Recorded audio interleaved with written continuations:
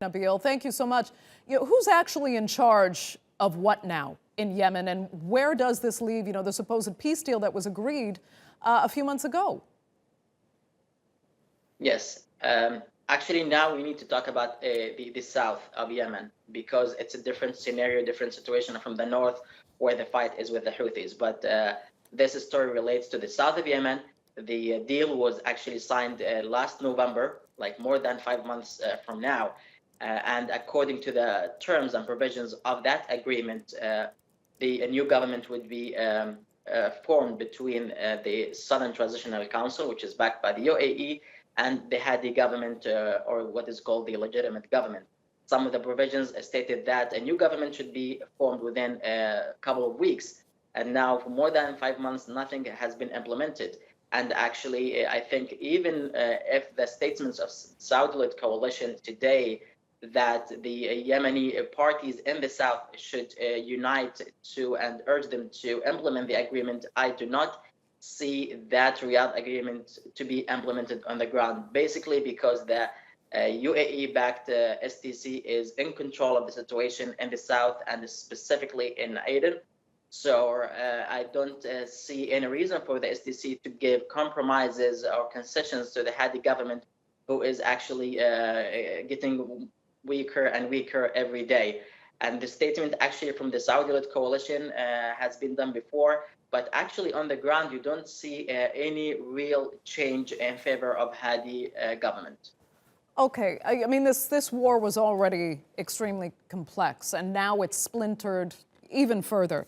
Help us understand how you have forces that were supposed to be under the realm of two Arab allies now fighting each other. Because let's be honest, this war really is so much about the proxy powers that are involved. Saudi and the UAE were supposed to be on the same side. How has this splintered so badly now to form another front in this already complicated war? Yes, clearly Saudi Arabia and the UAE have different objectives from this war. And this is, as you said, we see like different proxy actors who are trying to achieve different political objectives.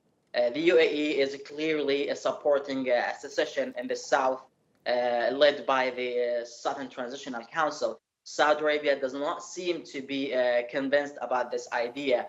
We're now talking about some, unsurfaced conflicts between Saudi Arabia and the UAE on Yemen. Will this actually hidden conflict go to the surface? We're not sure. I think it will take some time. The UAE actually, or the state minister for foreign affairs of the UAE, tweeted today that they are in full support with the statement of Saudi Arabia, or the Saudi-led coalition, and they think that the unilateral action by the STC was not the right thing to do. But everybody knows that the UAE is well aware and actually would encourage the STC to take such a step. It's reportedly that the head of the STC was in Abu Dhabi, the capital of the UAE, when the emergency declaration was announced.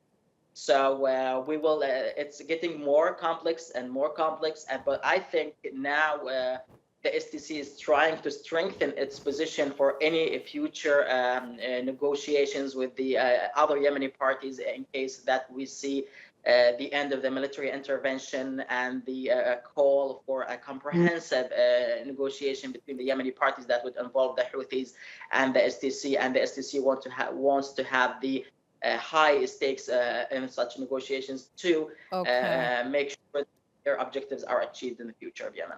Nabeel Nowairah, thank you so much for joining us there from Washington. We greatly appreciate it.